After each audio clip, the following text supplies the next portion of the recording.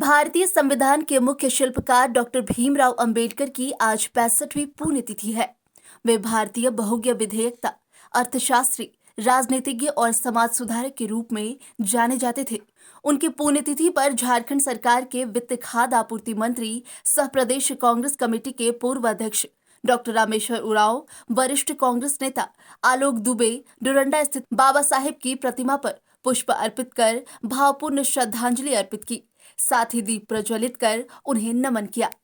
इस मौके पर श्रद्धा सुमन अर्पित करते हुए वित्त मंत्री डॉक्टर रामेश्वर उरांव ने कहा कि बाबा साहेब उन सिद्धांतकारों में से एक थे जिनका आर्थिक नीतियों और योजनाओं के प्रति दृष्टिकोण व्यवहारिक और लोक हितकारी था। भारत रत्न डॉक्टर भीमराव अंबेडकर ने समरसत्ता और राष्ट्रीय एकता की भावनाओं को पिरोकर संविधान का सृजन किया।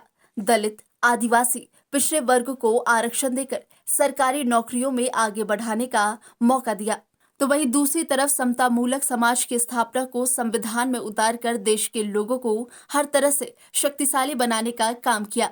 ऐसे महान शख्सियत को कोटि कोटि नमन। 15 अगस्त 1947 के पहले और आज़ादी के लिए जंग चल रही थी। उस समय दो तरह की जंग चल रही थी। एक था पॉलिटिकल जंग, पॉलिटिकल लड़ाई, जिसमें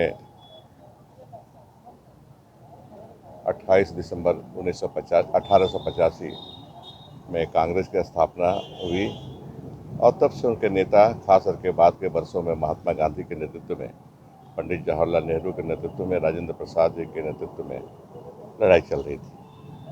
उसी समय एक दूसरी लड़ाई चल रही थी अम्बेडकर जी के नेतृत्व में, समाज में समता मूलक लाने के लिए, समता मूलक समाज की स्थापना के लिए, आज़ादी के साथ साथ। और आज़ादी जब मिली तो अम्बेडकर साहब को संविधान के ड्राफ्ट कमेटी का अध्यक्ष बनाया गया। उनके जो सपने थे उनको उन्होंने संविधान में उतारा।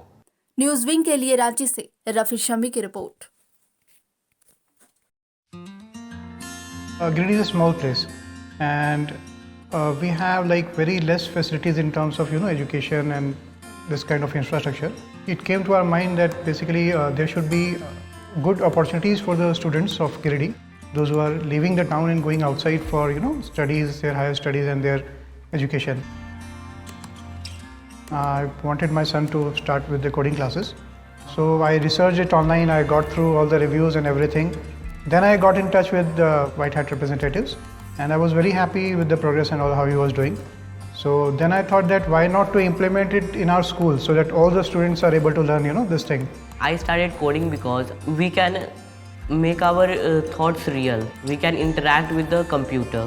White Hat Junior is helping me to create a web browser. And I think on this part, White Hat is actually leading, on this coding platform. It is definitely a very good platform and one should implement in every school.